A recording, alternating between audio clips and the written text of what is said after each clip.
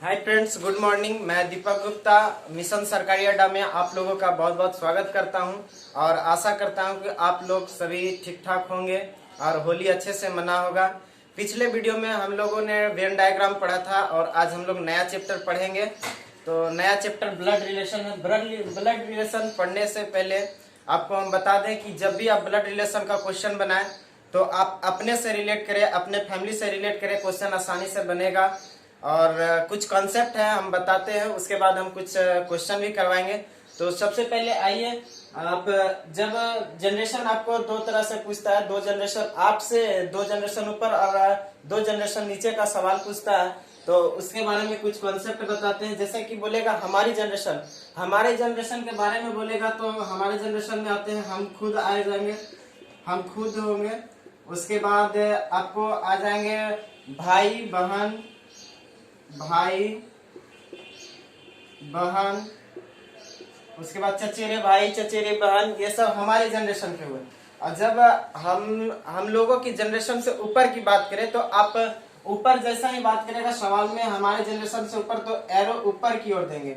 हम लोग एरो ऊपर की ओर देंगे तो हमारे जनरेशन से ऊपर के हो गया। हमारे जनरेशन से ऊपर के जनरेशन में कौन आते हैं? जैसे कि मम्मी हो गए, पापा, मामा, मामी, फिर आपको चाचा, चाची, ये सब हो गया हमसे ऊपर के जनरेशन से। और अगर इससे भी और ऊपर की जनरेशन बात करें तो एक जनरेशन और पूछा जाता है, जो हो जाते हैं दादा, दादी, दादी, नाना, नानी, ये सब पूछे जाएंगे। और हमारे जनरेशन से नीचे की जब बात करेगा तो हमारे जनरेशन से नीचे की बात करेगा तो हमारे जैसे कि हो जाएंगे बेटा, हो जाएगा बेटा, उसके बाद आपका बेटी, फिर भतीजा,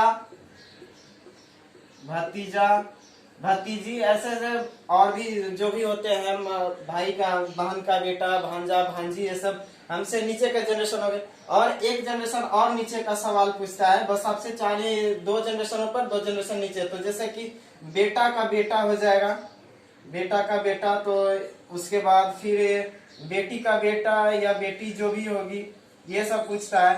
तो आपको ये ध्यान रखना है, जब हमारे जनरेशन से नीचे की बात करेगा तो एरो नीचे की ओर देंगे, और जब हमारे जनरेशन से ऊपर की बात करेगा तो एरो ऊपर की ओर देंगे। और जब हम खुद के जनरेशन की बात करेगा तो एरो या तो ऐसे रहेगा या इधर का एरो रहेगा, जिधर भी होगा आपको सवाल में समझाएंगे। बस इतना आपको ध्यान रखना कि हमसे, हमारे जनरेशन से ऊपर हो तो एरो ऊपर की ओर जाएगा, हमारे जनरेशन के नीचे हो तो एरो नीचे की ओर जाएगा। ठीक है। और फिर और कुछ है, कॉन्सेप्ट है, जैसे कि आपको जेंडर के बारे में क्लियर कभी नहीं करेगा। तो जेंडर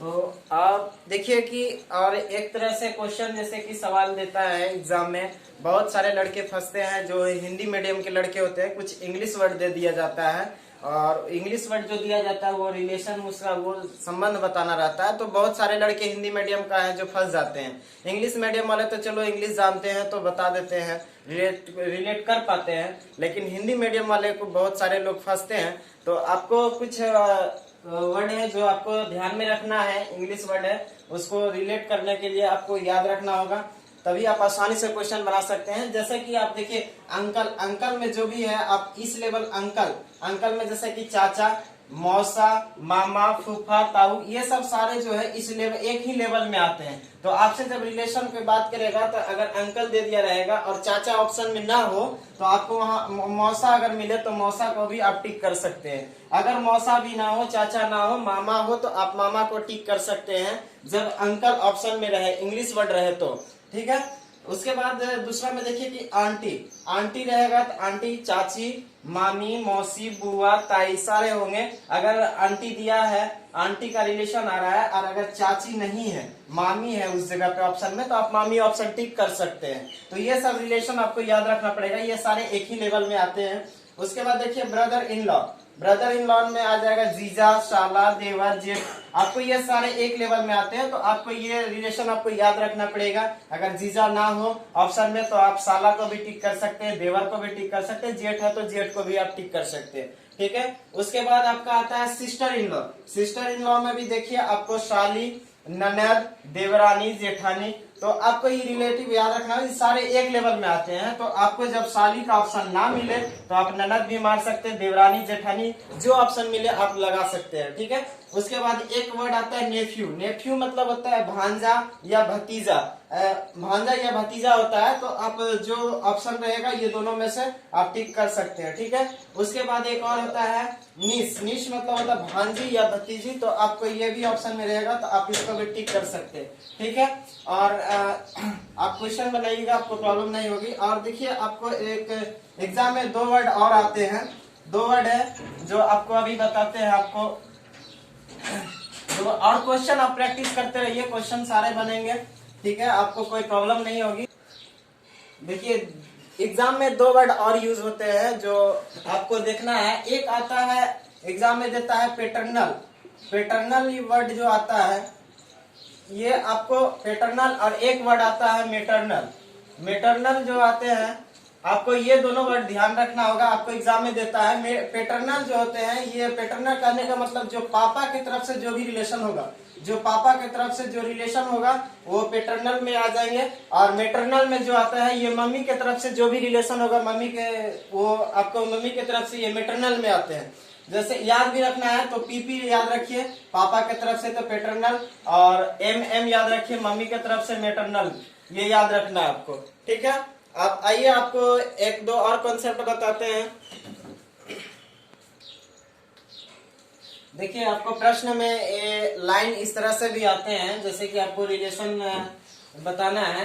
ए बी का भाई है, ए बी का भाई है, तो आप देखिए एरो का अभी हम बताए थे आपको कि जब आप खुद के जनरेशन की बात करेगा तो देखिए ए बी का भाई है, भाई का बात करा, जनरेशन सेम है, तो ए बी का भाई है, बी का भाई है, तो बी को इधर रखिए। जनरेशन देखिए ए जो है बी का भाई है, यहाँ पे आप भाई लिख दीजिए, भाई बोल रहा है। एक चीज और आपको हम बताना भूल गए, जैसे कि अगर मेल की बात करेगा, मेल की बात करेगा तो आप प्लस से भी डिनोट कर सकते हैं, और फीमेल की बात करेगा तो आप माइनस से डिनोट कीजिएगा, ऐसे आपको रिलेशन बताने में आसानी होगा, इसलिए आप ध्यान रखिएगा। तो या तो आप ऐसे लिख दीजिए, एरो करके आप लिख दीजिए, जो भी रिलेशन बोला है लिख दीजिए, आपको प्रॉब्लम नहीं होगी।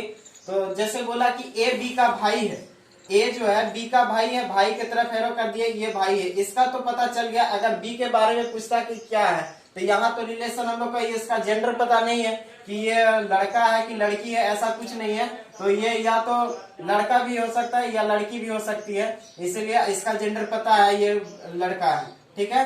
तो इस तरह से रिलेशन आपको बताना होगा। आगे और क्वेश्चन में हम बताएंगे। फिर देखिए दूसरा जैसे है कि ए का भाई बी है, यहाँ पे देखिए ए का भाई बी है, बी के बारे में किया तो एरो हम उसके तरफ करेंगे, जिसका बारे में बोलेगा एरो उसी के तरफ कर दीजिए, और वहां पे रिलेशन आप लिख दीजिए कि बोल क्या रहा है, ठीक है। तो यहाँ पे देखिए अब ए का पूछेगा कि ए कौन है, तो यहाँ जेंडर इसका पता नहीं है, ये लड़का है या लड़की है, इसका तो पता है कि भाई है, तो आप इसको जेंडर बता सकते हैं, लेकिन इसके बारे में पूछेगा तो आप नहीं बता सकते क्योंकि इसका जेंडर पता नहीं है। आइए एक क्वेश्चन हम लोग करते हैं। देखिए आपका क्वेश्चन बोर्ड पे लिखा हुआ है, और एक बात और ध्यान रखिएगा कि आप नाम से कभी भी किसी का जेंडर पता नहीं कर सकते, क्योंकि आजकल नाम लड़का का न पता चलता है कि लड़की है कि लड़का, कुछ भी बीटू रख देता है, कमलेश रखता है, सोना बाबू कुछ भी रखता है, इसलिए नाम से हम लोग जेंडर पता नहीं कर सकते हैं। तो ध्यान रखिएगा, आप रिलेशन देखिएगा कि क्या करता है। देखिए क्वेश्चन आपका कहता है ए बी का पिता है परंतु बी ए का पुत्र नहीं है, पुत्र नहीं है, तो बी का ए से क्या संबंध है। देखिए यहाँ पे बस थोड़ा सा ध्यान दीजिएगा, ये लाइन को आप ध्यान से दीजिएगा। देखिए कहता है ए बी का पिता है, ए जो है बी का पिता है, बी को नीचे रखें, यहाँ देखिए ए को ऊपर, कहता है ए जो है बी का पिता है, पिता यहाँ पे आप एरो ऊपर की ओर रख दिए, यहाँ पिता लिख दिए, ए बी का पिता है, ठीक है। आप पिता है तो ये तो आपको पता है कि जेंडर इसका पता चल गया कि पुरुष होगा, ठीक। या बी के बारे में पता नहीं है कि ये इसका जेंडर क्या है, या तो ये लड़की भी हो सकता है या लड़का भी हो सकता है, मेल फीमेल कुछ भी हो सकता है, ठीक है। तो आप देखिए कहता है, आप क्वेश्चन बनाइए, कहता है कि ए बी का पिता, हमने डायग्राम बना दिया, ए जो है बी का पिता है, ठीक है, परंतु बी ए का पुत्र नहीं है, परंतु बी जो है ए का पुत्र नहीं है, ये पुत्र नहीं है, पुत्र नहीं है। तो आप यहाँ देखिए कंफर्म हो गया, जेंडर भी पता चल ही गया। जब कह रहा है कि बी जो है ए का पुत्र नहीं है, बी जो है ए का पुत्र नहीं है, ए है बी का पिता है, पिता है तो ये तो पता हो जाएगा कि ये संतान है, संतान है, लेकिन ये तो जेंडर पता नहीं है कि ये लड़का है कि लड़की है। लेकिन यहाँ साफ कह रहा है, आगे लाइन में कह रहा है कि बी ए का पुत्र नहीं है, बी जो है ए का पुत्र नहीं है, पुत्र नहीं है तो पता है कि ये तो पुत्री होगी, इसलिए इसका आंसर पुत्री हो जाएगा। ठीक है, आइए अगला क्वेश्चन आपको फिर बोर्ड पे बताते हैं। देखिए अगला क्वेश्चन आपका बोर्ड पे लिखा हुआ है। क्वेश्चन कहता है कि ए की ओर देखकर बी ने कहा कि तुम्हारी माँ मेरी माँ की छोटी बहन है, तद अनुसार ए का बी से क्या संबंध है, संबंध बताना है आपको। तो कहता है ए की ओर देखकर बी ने कहा, कह रहा बी बोलता है, बी ने कहा, तो डायग्राम आप बनाइए। सबसे पहले बी ने कहा, बी क्या कहता है, बी किसकी ओर, ए की ओर इशारा करता है। ए मान के चलिए यहाँ पे है, कोई एक आदमी है, उसकी ओर बी इसके ओर इशारा करके कहता है कि बी ने कहा कि तुम्हारी माँ यानी ए की माँ के बारे में बात कर रहा है। आप यहाँ ध्यान दीजिएगा, बोल रहा है ए की माँ, तुम्हारी माँ, यहाँ माँ लिख दीजिए, रिलेशन ऊपर एरो दे दिए, हमारे जनरेशन से ऊपर का इसलिए ऊपर एरो दे दिए। माँ बोल रहा है, माँ के बारे में लिख दिया। कहता बी ने कहा, बी कहता है कि तुम्हारी माँ यानी ए की ओर इशारा करके कहता है कि तुम्हारी माँ मेरी माँ की छोटी बहन है। बी बोल रहा है कि तुम्हारी माँ जो है, तुम्हारी माँ मेरी माँ का, फिर यहाँ देखिए एरो बी की ओर माँ के बारे में बोल रहा है, माँ यहाँ लिख दिए, यहाँ माँ एरो ऊपर की ओर क्योंकि हमारे जनरेशन से ऊपर की है। कहता है कि तुम्हारी माँ मेरी माँ की छोटी बहन है, ये दोनों बहन है, छोटी बहन है। ठीक है, आप इधर एरो दे दीजिए, यहाँ पे भी लिख दीजिए आप बहन।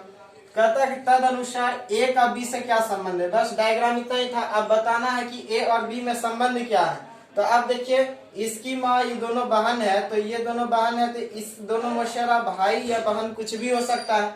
यहाँ पे मौसेरा भाई या बहन कुछ भी हो सकता है, भाई या बहन कुछ भी हो सकता है। तो आप ऑप्शन देखिए, चेक कीजिए।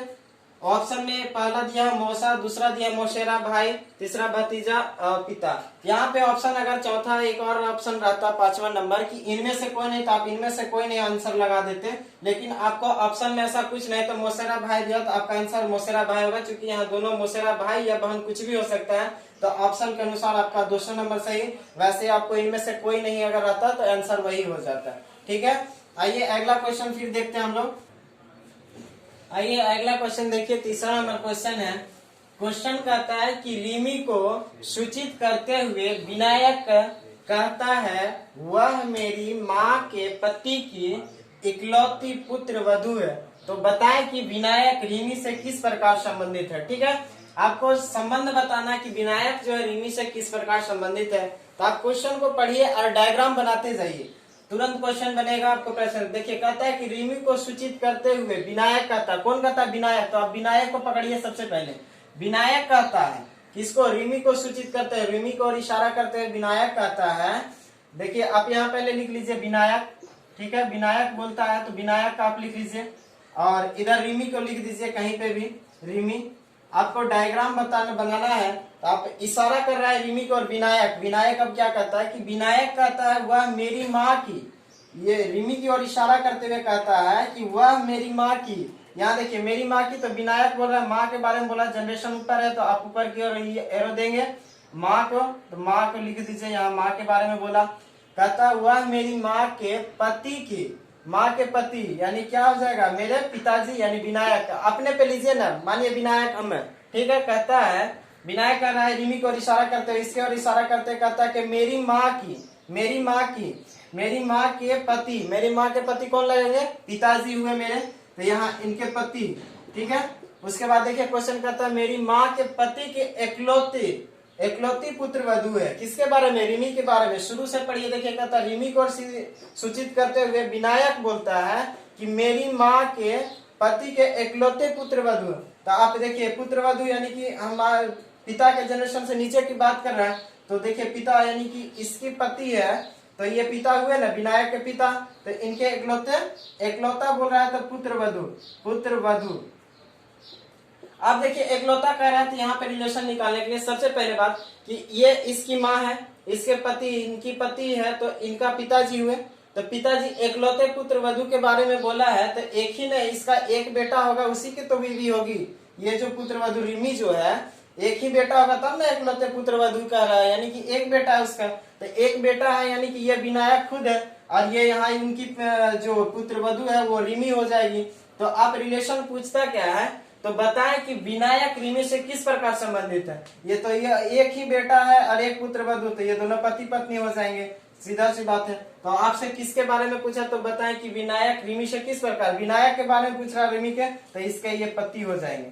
ठीक है, बस आपको यही ध्यान रखना है, जिसके बारे में रिलेशन बोले उसका डायग्राम बनाइए और उसको रिलेट कीजिए। एकलौता बोला था इसीलिए एक ही होगा, अगर एकलौता नहीं बोलता तो फिर इसका क्वेश्चन कुछ और होता है, आंसर कुछ और होता है। एकलौता बोला था तो एक बेटा है तो उसका एक ही बीवी होगा, ऐसा नहीं 4 बीवी हो जाएंगे। आइए अगला क्वेश्चन देखते हैं। आइए अगला क्वेश्चन देखिए, आपको बोर्ड पे लिख दिए हैं। बोर्ड पे हम इसलिए लिखते हैं ताकि आपका टाइम बर्बाद ना हो, लिखने में बहुत ज्यादा समय लगेगा, वीडियो भी लंबा हो जाएगी, इसीलिए हम पहले ही बोर्ड पे लिख देते हैं। आपको सवाल बस समझा देते हैं, आप ध्यान से देखिए, क्वेश्चन आपको बनेगा, और जितना से जितना आप प्रैक्टिस करेंगे क्वेश्चन उतना ही बनेगा। आप जब भी बनाए तो अपने पे रिलेट कीजिएगा, क्वेश्चन बनेगा। ठीक है, आप प्रैक्टिस कीजिए, और जो भी सवाल आपसे नहीं बने वो टेलीग्राम पे हम लोग का चैनल है मिशन सरकारी अड्डा के नाम से, आप उस पर ज्वाइन करें और सवाल उस पर जरूर भेजें, आपको सोल्यूशन के साथ मिल जाएगी। ठीक है, आइए तो क्वेश्चन देखते हैं हम लोग। अगला क्वेश्चन कहता है एम के की बहन है, एम के की बहन है, डी के का भाई है, एफ एम की माँ है, के किस प्रकार एफ से संबंधित है। आपको रिलेशन बताना है, के और एफ में रिलेशन बताना है। तो सबसे पहले आप डायग्राम इसका बनाइए, कैसे बनता है। ठीक है, देखिए कहता है कि एम के की बहन है, एम लिखे यहाँ पे, एम के की बहन है, के की बहन है, के इधर लिख दिए, तो के की बहन है, एरो इधर दे देंगे, बहन। ठीक है, बहन। अब देखिए बहन बोल रहा है तो आपको तो जेंडर यहाँ पता है कि ये लड़की होगा, तो आप इसको ऐसे भी डिनोट कर सकते हैं। ठीक है, उसके बाद देखिए हम तो बोले थे कि मेल जब भी होगा तो प्लस से डिनोट कीजिएगा और फीमेल में माइनस से डिनोट कीजिएगा, आपको पहचानने में आसानी होगी, रिलेशन बताने में आपको प्रॉब्लम नहीं होगी।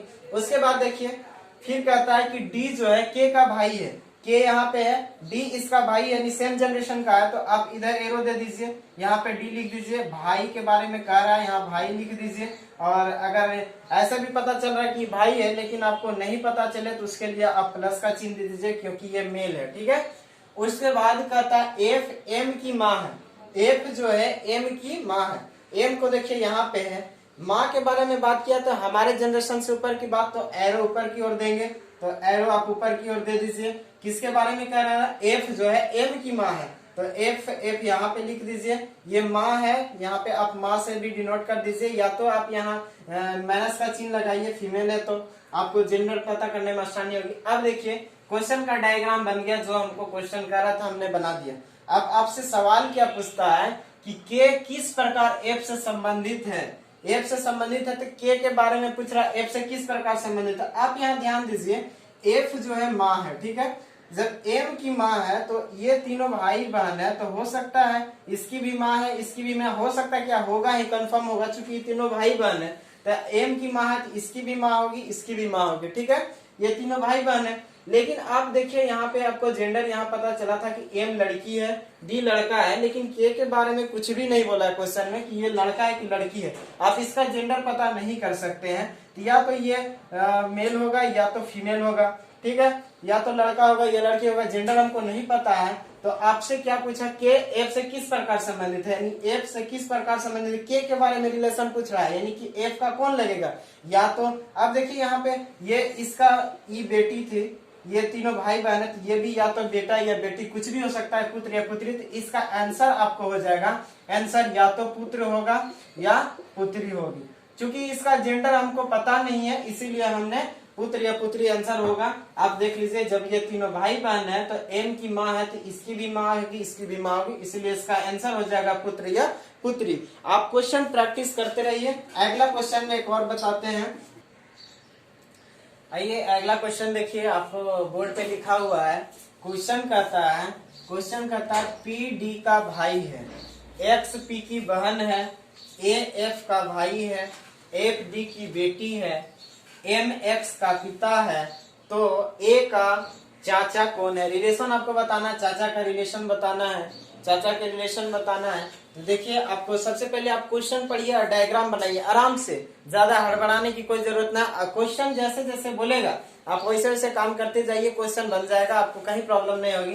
देखिए पहला लाइन क्या कहता है, पी डी का भाई है। तो सबसे पहले आप डायग्राम बनाइए, पी जो है डी का भाई है, तो पी लिखिए, पी जो है डी का भाई है। पी के बारे में बोला तो एरो आप इधर की ओर दे दीजिए, डी का भाई है, यहाँ पे हम भाई लिख दिए, ठीक है। आप ऐसे भी आपको जेंडर पता चल रहा है, अगर नहीं ऐसा समझ आता है तो आप ऐसा भी लिख सकते हैं, भाई बोल रहा है यानी कि मेल होगा, यानी प्लस, इसका जेंडर पता नहीं है, ठीक है। अगला क्वेश्चन कहता है, अगला लाइन क्या कहता है, एक्स पी की बहन है। एक्स जो है पी की बहन है, यानी ई लाइन अभी क्लियर नहीं किया, अभी इसको आप छोड़ दीजिए, आप कहाँ दीजिएगा वो अभी लिखा नहीं है, ठीक है। और लिखा, सॉरी देखिए आपको लिखा पी तो है यहाँ पे, कहता है एक्स पी की बहन है, एक्स जो है पी की बहन है, तो आप बहन एक्स है पी की, तो आप यहाँ से एरो दीजिए, सेम जनरेशन का है, तो एक्स यहाँ लिख दीजिए, बहन है, यहाँ पे आप बहन से लिख दीजिए, या तो फिर आप इसको माइनस के साइन से डिनोट कीजिए, आपको फीमेल है तो फीमेल का ये जेंडर पता चला। उसके बाद देखिए आपको कहता है ए एफ का भाई है, ए जो है एफ का भाई है, ठीक। अभी आपको इस लाइन को छोड़ दीजिए, आपको इस लाइन के बारे में यहाँ कहीं नहीं है, इसीलिए आपको छोड़िए। अगला लाइन कहता है एफ डी की बेटी है, डी का बेटी कौन है, एफ है, तो डी का बेटी है, तो बेटी यानी कि नीचे का जनरेशन, तो नीचे की ओर एरो देंगे। यहाँ देखिए एफ के बारे में बोल रहा है, एफ ये क्या है, बेटी है डी की बेटी कौन है, एफ है, ठीक है।